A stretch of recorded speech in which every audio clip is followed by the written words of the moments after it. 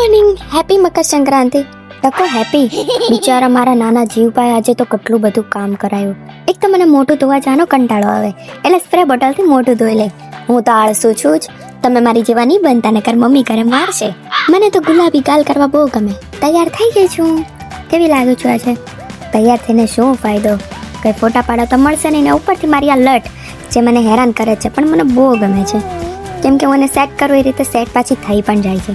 જુઓ કેટલી મસ્ત થઈ ગઈ છે. હવે આવશે મસ્ત ફોટા. વાળને ગોળ ગોળ કરીને એને એની જગ્યા આપી દીધી છે કે ભાઈ તારા અહીંથી હલવાનું નથી. હું તૈયાર થઈ ગઈ છું, ચાલો પતંગ ઉડાડવા. ના પેલા આનું સાંભળી લો. હાય, કાન પાકી ગયા એટલે હું મારા કાનને દૂર લઈને આવી ગઈ એનાથી દૂર.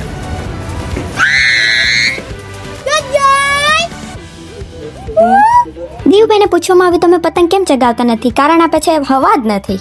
હું આવી ગઈ નાની નાની સ્વીટીને મળવા. એ બહુ જ ક્યુટ અને બહુ જ મસ્ત છે. આપણી બધી વાત સાંભળે છે.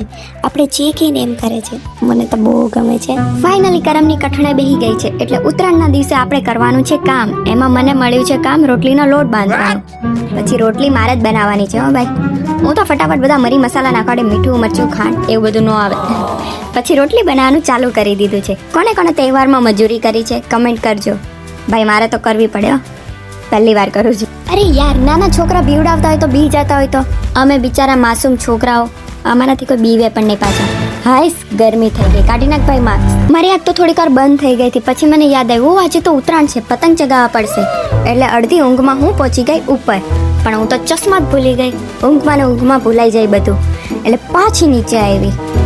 હાઈશ, એ ઊંઘ કબ ઉડેગી? તમને શું લાગે છે મને પતંગ ચગાવતા નહીં આવડતું હોય? તમારી કરતાં પણ મસ્ત પતંગ ચગાવો. બાકી મારા નવા ચપ્પલમાં મને પગમાં ડગ પડી ગયો. જુઓ, એ સાથે અમારા દિવસની ઉત્તરાયણ તો થઈ પૂરી. દિવસ પણ સારો ગયો અને ઉત્તરાયણ પણ સારી ગઈ. થોડુંક કામ કરવું પડ્યું પણ એ ચાલશે હવે. જુઓ રાતનો નજારો, સનસેટ તો બહુ જોરદાર છે. અને આ લોકો મને હેરાન કરે છે, વ્લોગ પણ બનાવવા નહીં દેતા. શું કરવાના, ચાળા કરવા વાળા તો હોય જ.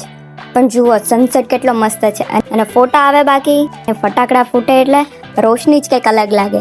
મેં મારા ફોનનો ઝૂમ કેમેરો પણ ચેક કરી લીધો, બહુ જોરદાર છે. દેવભાઈ પહેલી વાર કોકના હાથનો માર ખાધો, બેનના હાથનો. એ તો ખાવો જ પડે તો જ બુદ્ધિ આવે. પછી અમે લોકો આવી ગયા છીએ આવોકાડો સેન્ડવિચ બનાવવા માટે, જે બહુ જ મજા આવે. કાનાભાઈ તો જો એકલા બનાવીને ખાય છે. મને આપતો પણ નથી, પાછો મને લલચાવે છે. આવા હોય ભાણિયા, માસીને હેરાન કરે. શું કહેવાના ભાણિયાઓને.